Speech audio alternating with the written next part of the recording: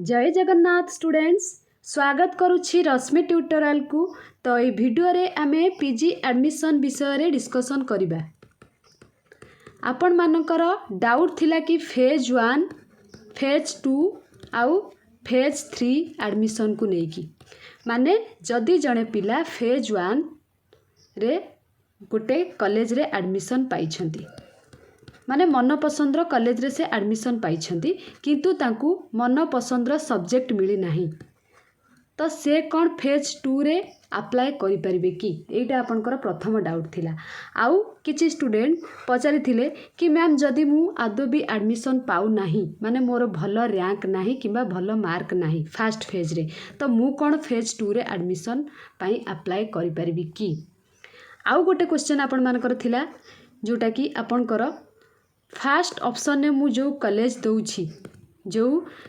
दउछि से कॉलेज रे मु एडमिशन करबा को बाउंड की जेतेबेले फास्ट मेरिट लिस्ट आसी। ए सबु डाउट आपण मानकर ए वीडियो रे मु क्लियर कर देबी सेति पई वीडियोटी को शेष पर्यंत देखिबे बिना स्किप करिकि। आउ जदि आपण माने चैनल को नुआ विजिट करूछंती फटाफट सब्सक्राइब कर दियंतु। आगो को ए टाइप रो पीजी एडमिशन रिलेटेड कोनोसी भी वीडियो मु अपलोड कले आपण मानक पाखकू सर्वप्रथम ही नोटिफिकेशन जीवो। मानकर जो डाउट थिला फेज 1 एडमिशन फेज 2 एडमिशन किबा फेज 3 एडमिशन को लेकी applicants who will take admission during the phase 1 admission process in any subject and at any higher education institutions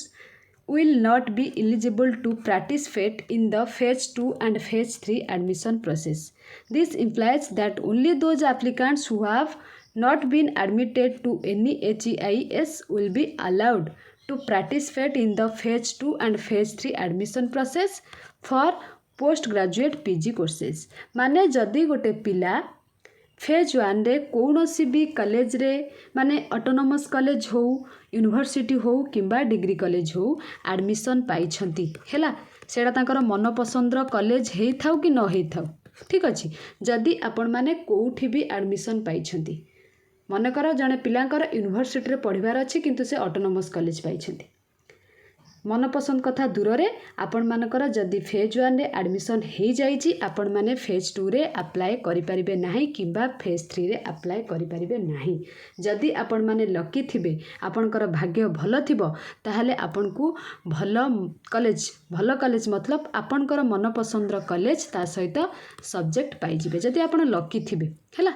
तो बहुत सारा पिला को भी मन पसंदर कॉलेज मिले नाही बाध्य होय कि से माने 2 वर्ष पढ़ंती सेठी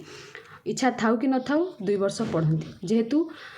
तांकर हे जाइछि तो आउ कोन करिवे किछि पिला भी स्किप कर दियंती स्किप करिकि भाबंती नेक्स्ट ईयर सीपीटी देबी तो सेही टाइप रो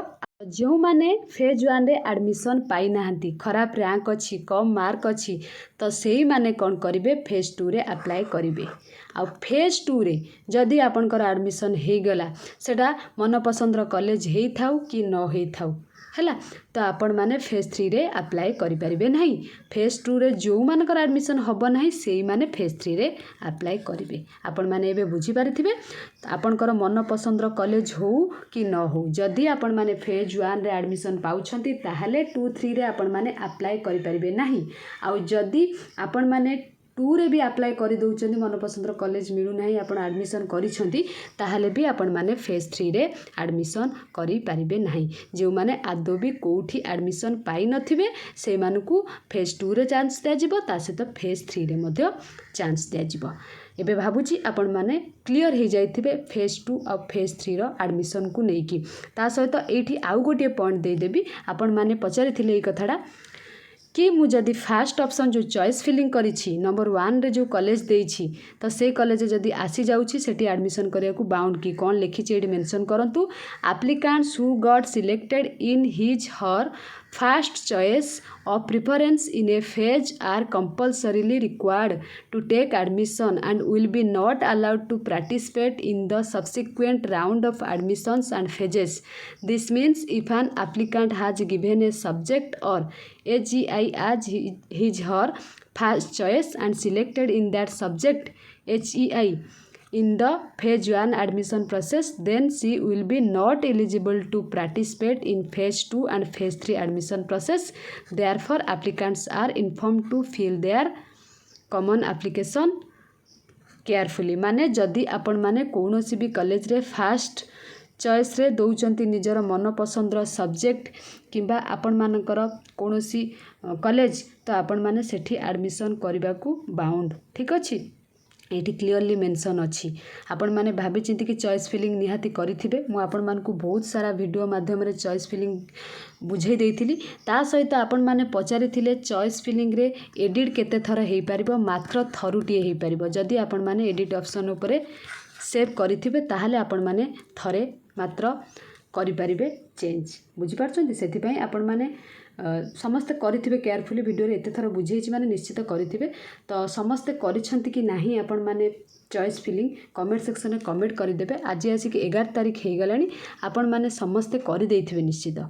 आउ ठीक ठाक करिछंती कि नाही निज सीनियर मानक ठारू बुझिकी करिया पई कहिथिली निज पेरेंट्स मानक ठारू बुझिकी करिया पई कहिथिली तो आपण माने जो चॉइस फिलिंग करिछंती आपण माने करिछंती कि नाही निश्चित कमेंट रे मेंशन करिवे आउ आजिरो जो डाउट थिला आपण मानकर ए सब फेज 1 फेज 2 फेज 3 को नेकी मु आपण मानकू कहि देली ता सहित आपण मानकर जतो फास्ट मेरिट लिस्ट आसीबो जो तीनटा ऑप्शन आपनकर रही फ्रीज स्लाइड फ्लोट आ भितर तो गोटे चूज करने को आपन को पड़ो तो आपण मैंने से कौन केमिति चूज करेंगे है कौन केमिति चूज करेंगे जहाँ फल आग को आपण मैंने हैरान हेबे नहीं से रिलेटेड वीडियो मु आग को आपण मान नहीं आसबि ठीक अच्छे आपण मैंने से ओरिड हवा किसी भी आवश्यक नहीं बुझीपार किंतु आपण मैंने जितेबले भी देइथिबे ना चॉइस फिलिंग बुझिकी देइथिबे कहीं बहुत सारा पिला कौन करती ना एडमिशन करके स्किप कर जाती किसी फाइनेंशियल प्रोब्लेम किसी घर पाखरे न कि दूर होता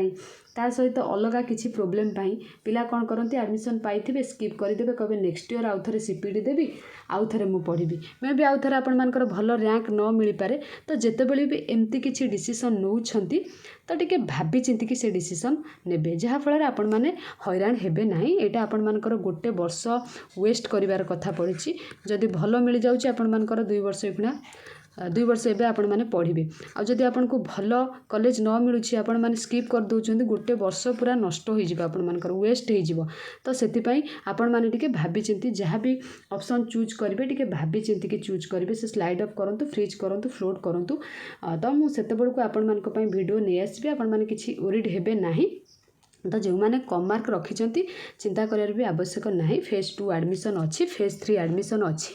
तो आपण मैंने किसी भी ओरिड हूँ ना आपण मैंने +3 टाइम रे भी जानी थे जो मानकर फेज 1 रे हुए से मैंने फेज 2 रे अप्लाई करती फेज 3 रे अप्लाई करती तो आपण मैंने एबे पोस्ट ग्रेजुएट करने चाहते आपण मानकर माइंड भी सेतिकी स्ट्रॉन्ग कि एते मन दुख करी आपण मैंने पढ़ी जो मैंने खराब अच्छे से मैंने हूँ दुख लगुथ अदरवाइज जो मैंने पढ़ी ना से तो रिग्रेट करेंगे मुझे कहीं पढ़ु नी तो सेटा पछ कथा छाड़ी दिंतु बस अपेक्षा करंतु कार कौटी आसूची फास्ट मेरिट लिस्ट रे ठीक अच्छे ये वीडियो माध्यम आपण मैंने सब किसी बुझीपारे तो निश्चित शेयर करेंगे निज सांग मानक थैंक यू ऑल।